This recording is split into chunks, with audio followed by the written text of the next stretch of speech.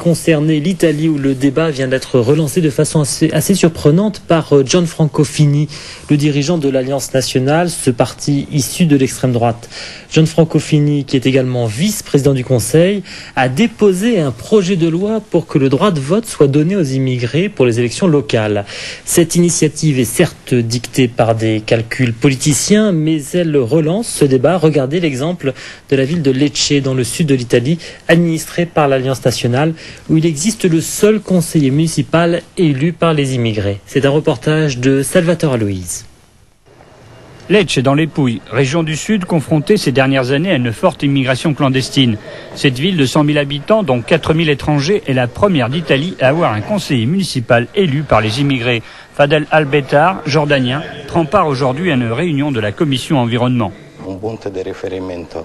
Je suis l'interlocuteur pour toutes les communautés, pour les exigences les plus variées de toutes les communautés. Mais en même temps, je suis aussi pour les institutions en élément de contact entre ces deux réalités pour aider à comprendre un peu mieux le phénomène de l'immigration. C'est cette femme, le maire de Lecce, qui a pris cette initiative. Membre du parti de droite Alliance nationale, elle est naturellement d'accord avec son président et numéro 2 du gouvernement, Gianfranco Fini, favorable au vote des immigrés aux élections locales. Ici, elle n'a fait que l'anticiper.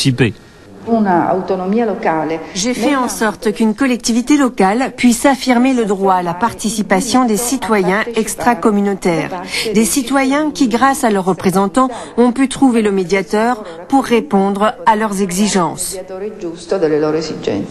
C'est ce que fait tous les jours Fadel Albetar. Le maire vient de lui demander de s'occuper d'une vieille histoire, celle du marché. La municipalité est à la recherche d'un emplacement convenable pour tous où concentrer les vendeurs, obligés aujourd'hui de s'installer un peu partout. Il arrange bien les choses pour nous. L'idée, c'est un marché ethnique visible, dans un endroit facile d'accès, et non pas dans une zone éloignée où les vendeurs ne feraient pas d'affaires. Au départ, son rôle devait être consultatif et limité aux domaines concernant directement les immigrés. Mais depuis son élection, il y a 4 mois, il a réussi à faire élargir ses compétences. Les demandes sont toutefois multiples. Je dois renouveler mon permis pour chercher du travail. Je viendrai avec toi le jour du rendez-vous pour le permis de séjour. En fait, Fadel est confronté chaque jour aux 1000 problèmes de la vie d'un immigré.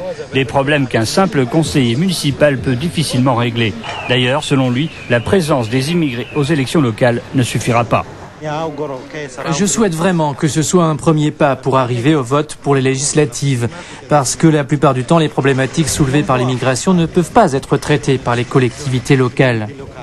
En attendant, en ville, on semble plutôt d'accord avec l'initiative du maire. C'est certainement une voie pour les immigrés, oui, c'est une très bonne idée. Avoir un conseiller municipal ne résout sans doute pas tous les problèmes, mais pour les immigrés d'ici, c'est un premier pas important.